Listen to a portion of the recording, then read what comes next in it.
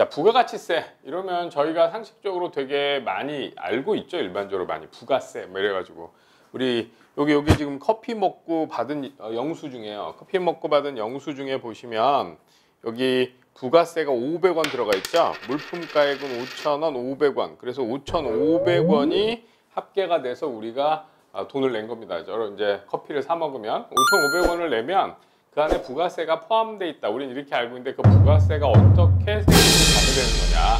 이걸 같이 한번 알아보도록 하겠습니다.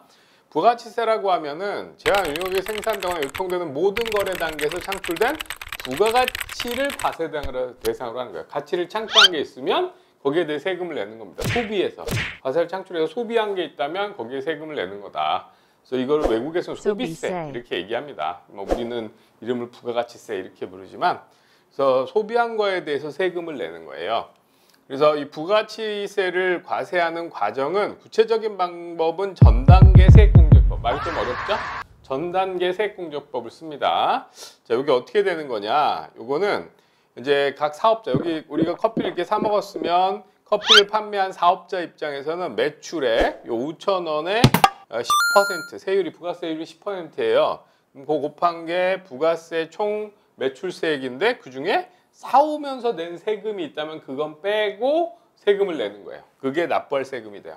그래서 앞에 단계에서 세금 낸 걸 공제한다. 이런 말로 전단계 세액공제법 이렇게 얘기합니다. 자, 그럼 전단계 세액공제법 좀 까다로우니까 요 커피 판매한 상황을 좀 한번 생각을 해보죠. 이게 어떻게 되는지. 자, 여기 예를 들어 커피가 아까 5,000원이었는데 원두를 수입한 업자가 1,000원의 커피를 사와서 1,000원에 국내에 원두 도매상한테 팔았어요. 1,000원에 팔았고, 그 다음에 원두 도매상은 다시 2,000원에 커피 판매하는 카페에 팔았고, 카페에서는 5,000원에 소비자한테 커피를 판 거예요. 그래서 5,000원 소비자한테 커피 팔고 500원을 받았죠. 부가세로. 그래서 5,500원을 받았잖아요. 그럼 세금의 납부 과정은 어떻게 되냐? 다시 한번 보시면 여기 원두 수입한 애는 1,000원에 도매상한테 팔았고, 그 다음에 도매상은 다시 2,000원에 커피 판매하는 카페에 팔았고, 카페는 5,000원을 받고 소비자한테 판 거야. 자, 이렇게 했을 때 부가세가 어떻게 징수되느냐, 이걸 같이 이해하면 전단계 세액공제법을 이해할 수 있습니다. 그래서 원두 수입업자가 1,000원에 비사업자 원두 도매상한테 팔았고, 그 다음에 그러면 원두 도매상은 어떻게 했냐면 내가 1,000원짜리를 샀으니까 이 원두 수입업자는 1,000원에 팔 때 부가세 100원을 합쳐서 1,100원을 받게 돼요. 우리가 커피 5,000원짜리 사면 5,500원을 내는 것처럼 여기 비사업자도 1,000원짜리 사면 100원 더해서 10% 100원 더해서 1,100원을 원두 사업자한테 돈으로 주죠. 그 다음에 원두 도매상은 다시 카페에 2,000원에 이 원두를 팔면 받는 돈은 어떻게 되느냐? 그 2,000원에 10% 200원 부가세를 더해서 2,200원을 받게 되는 거야.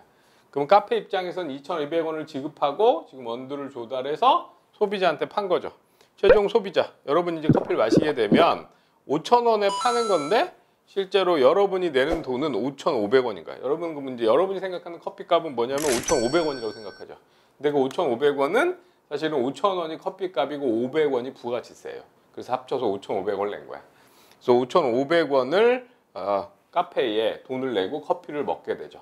자, 그러면 이제 이 500원, 여러분이 낸 500원은 어떻게 세무서에 실제로 이제 돈이 가게 되느냐 과정을 보면, 납부 과정을 한번 같이 살펴보면, 여기 원두 사업자는 이거 원두를 팔고 1,000원을 팔면서 100원의 부가세를 받아냈잖아요. 요게 매출세액이야. 내가 팔고 받은 거 매출액의 10% 세율 곱한 거. 근데 따로 사온 건 없잖아. 그럼 매입하면서 냈던 건 없는 거예요. 그러면 내가 내야 될 돈은 100원인 거야. 그래서 이 100원에 해당되는 거를 이 원두 사업자가 세무서에 내죠. 100원을. 그 다음에 이제 원두 도매상. 이 도매상은 자기는 2,000원을 주고 카페에 팔았잖아요.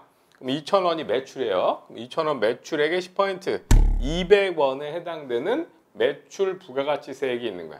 총 우리가 부가가치를 창출한 건 200원에 2,000원에 해당돼서 거의 10% 200원이 있는데, 이 200원에 해당되는 부가가치, 2,000원의 부가가치를 창출하는 과정에서 전 단계 앞에서 낸 거는 빼주겠다는 거예요. 앞에서 낸 게 뭐냐? 여기 이 원두 사업자가 원두 수입업자한테 1,000원 주면서 1,000원에 사오면서 100원의 부가세를 냈잖아요.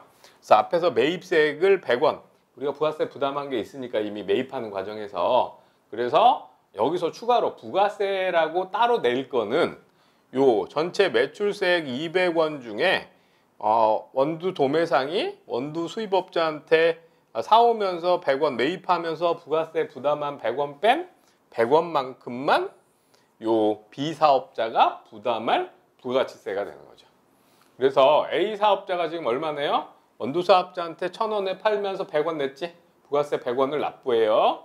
그 다음 B사업자는 얘의 부가가치는 2,000원인데 그거 20% 200원이 부가가치 매출세액인데 이거를 매출하기 위해서 원두 사오면서 1,000원을 우리가 사오면서 100원의 부가세를 냈단 말이야. 얘한테 지급해줬죠. 그래서 그걸 뺀 100원만 B사업자가 납부할 부가가치세가 되는 거예요. 그 다음에 C사업자, 카페 입장에서 보면 나는 5,000원에 팔았죠. 5,000원에 팔고 소비자한테 500원 붙여서 5,500원을 받았어.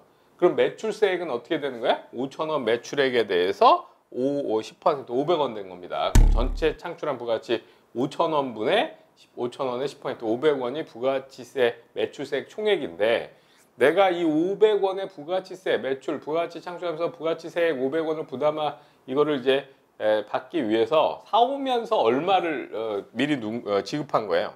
여기 2,000원짜리 원두를 사오면서 200원을 지급했잖아. 그게 매입세액이에요.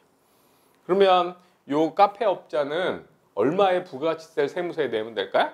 매출에서 소비자한테 500원의 부가가치세를 받았어. 매출세액. 근데 우리가 사오면서 200원은 이미 매입하면서 부가가치세를 내가 부담한 게 있었으니까 그 200원을 뺀 300원이 납부세액이 되는 거죠. 자, 그러면 세무서 입장에서 어떻게 되느냐? 처음 A사업자한테 100원을 받았고 B사업자한테도 100원 받았고 마지막 C사업자 카페에도 100원 받았기 때문에 토탈 얼마의 세금이 세무서에 들어왔겠어요? 500원의 세금이 들어왔겠죠. 그러면 이 세금을 납부하는 사람은 납세 의무자는 누구야? 세무사를 내야 되는 사람들은 요 사업자들이죠. 사업자들이 세무서에 세금을 내야 돼. 근데 실제로 부담한 사람은 누구야? 이 500원은. 500원을 부담한 사람은 사실은 얘야. 최종 소비자. 최종 소비자가 500원 냈는데 최종적으로 소비될 때 거기에 대해서 부가가치 부분에 세금을 낸 건데 이거를 앞에 사오면 업자끼리 서로 앞에 단계에 세금 낸 부분을 공제해줘서 각각 부담할 부분이 있고 결국 그걸 합친 전체 금액은 최종 소비자가 부담을 하게 되는 거죠. 그래서 여러분이 커피 마시면 그 5,000원에 해당되는 거에 10% 500원은 온전히 소비자가 부담하는 거예요. 그래서 이 실제로 담세자, 세금을 부담하는 사람하고 납세 의무자, 세금을 납부해야 되는 사람이 서로 다릅니다. 부가가치세는. 그래서 500원의 부가가치세를 실제로 부담한 사람, 담세자는 최종 소비자야. 커피 마신 사람이죠. 500원 냈으니까. 이해되시죠? 그래서 이 사람이 최종 소비자, 최종 담세자, 세금을 부담하는 사람인데 막상 납세 의무자는 이 사람들이 납세 의무자죠. 요 세 사람들이 납세 의무자. 그래서 부가가치세는 담세자, 세금을 부담하는 사람과 납세 의무자가 서로 다릅니다. 서로 불일치한다. 그래서 이렇게 서로 일치하지 않는 건 간접세라고 해요. 간접세. 간접적으로. 결국 이 사람한테 받아내서 실제로 의무가 있는 사람은 다른 사람이고. 예를 주세. 우리가 술 먹으면 그 세금 내거든요. 그 술 사면 거기에 세금이 붙어 있어요. 그럼 주세 같은 것도 돈은 사실은 소비자가 낸 거야. 술 살 때.